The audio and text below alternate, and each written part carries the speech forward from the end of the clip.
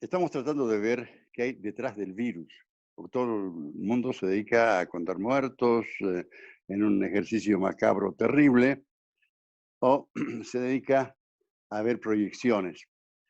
Lo que queríamos, lo que quiero es mostrar una visión diferente. ¿Qué hay detrás de este virus?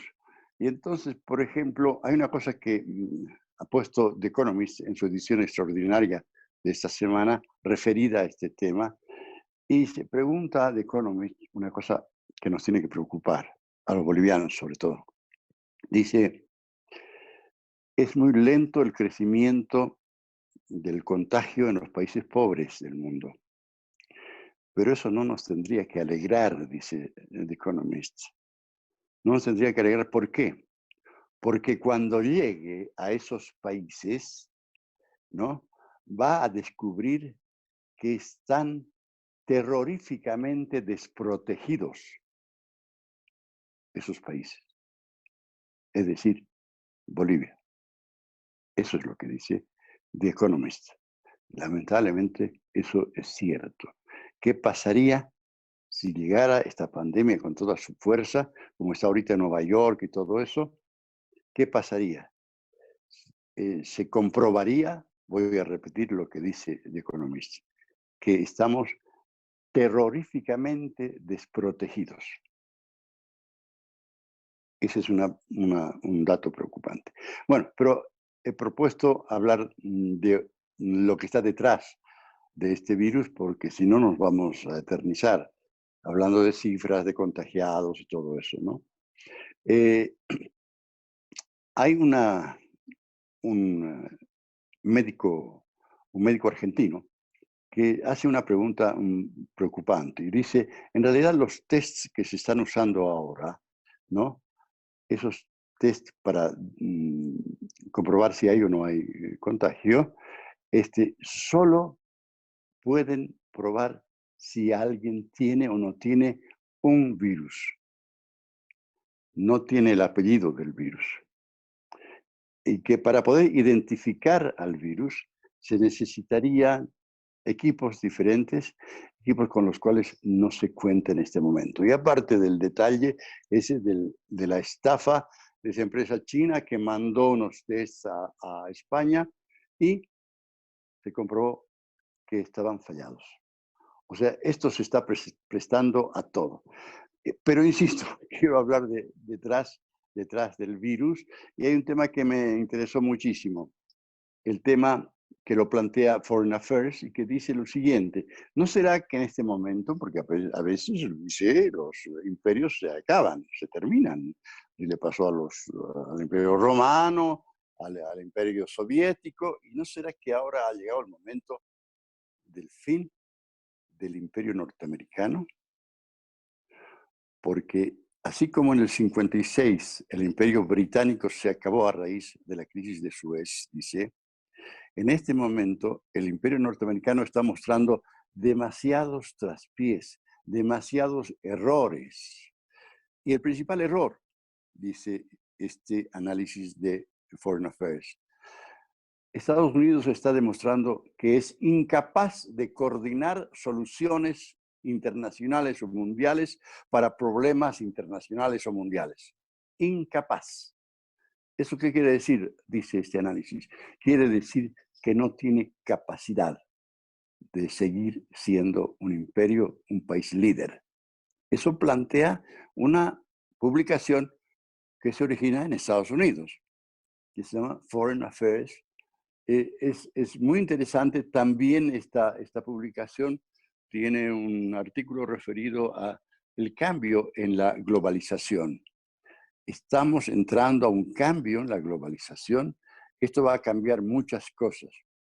Esta pandemia va a dejar a los países lanzados a cambiar algunas cosas, algunos hábitos que tenían, ¿no?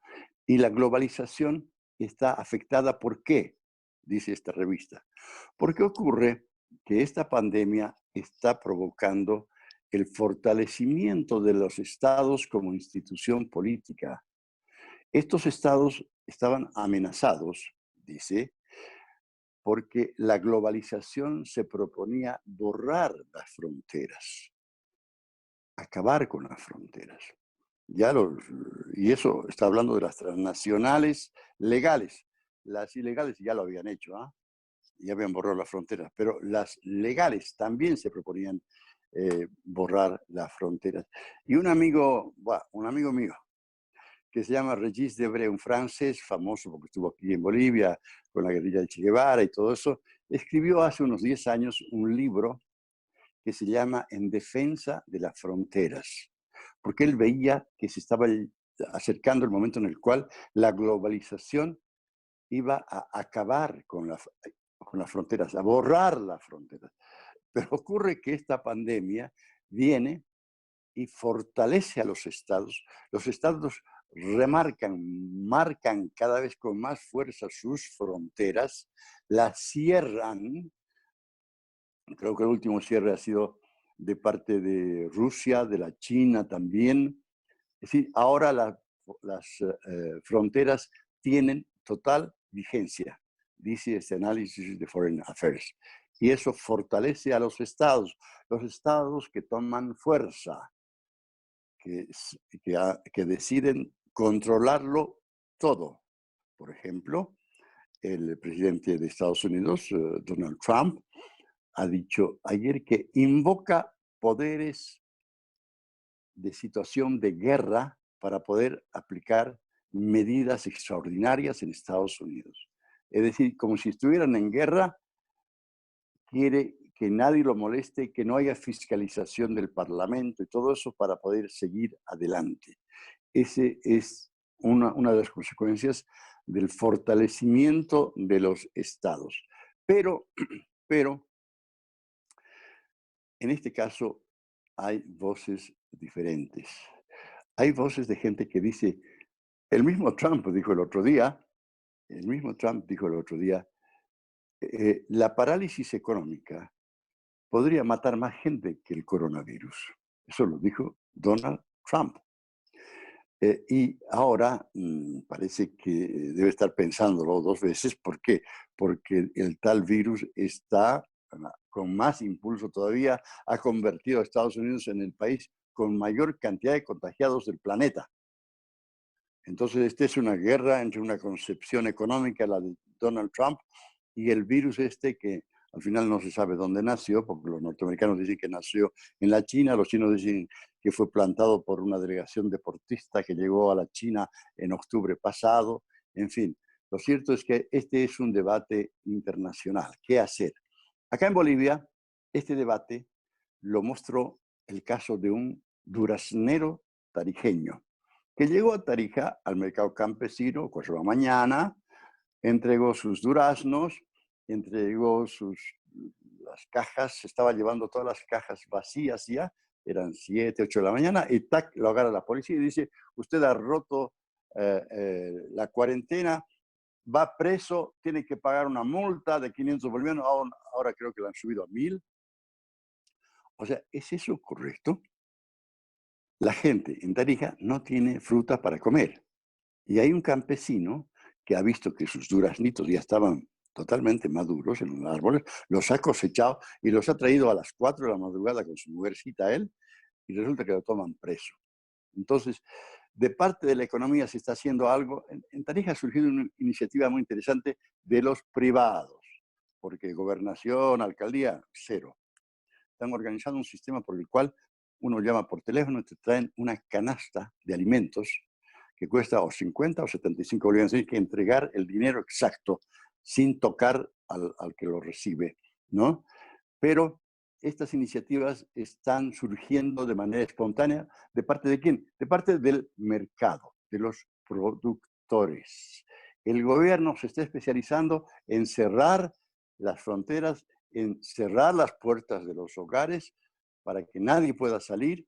Quizás sea una medida previsora, al fin y al cabo, porque como dice The Economist, eso del que hablé al principio, The Economist que nos dice, está avanzando muy lento el mal en los países pobres, pero cuando llegue, va a mostrar que esos países, por ejemplo Bolivia, están terroríficamente desprotegidos, porque tienen pésimos sistemas de salud pública. Eso dice The Economist. Entonces, más o menos, esto vendría a justificar lo que está haciendo el gobierno de la presidenta Janine Áñez. Hay que demorar la llegada de ese golpe duro del virus, ¿no?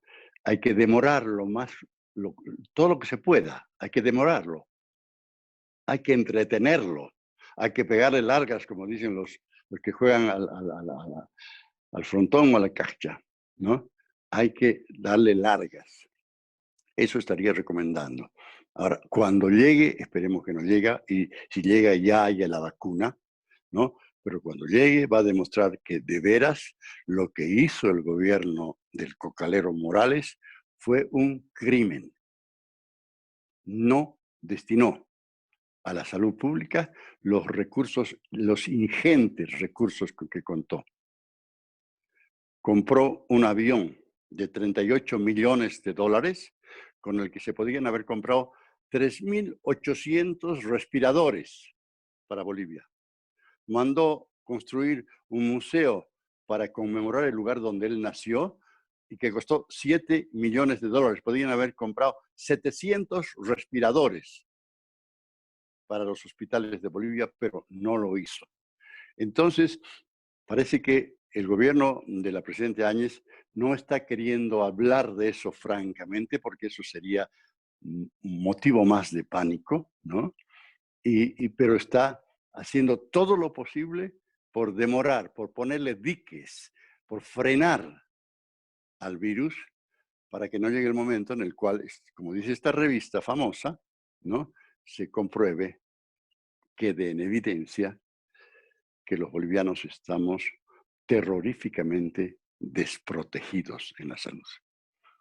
Muchas gracias. Hasta mañana.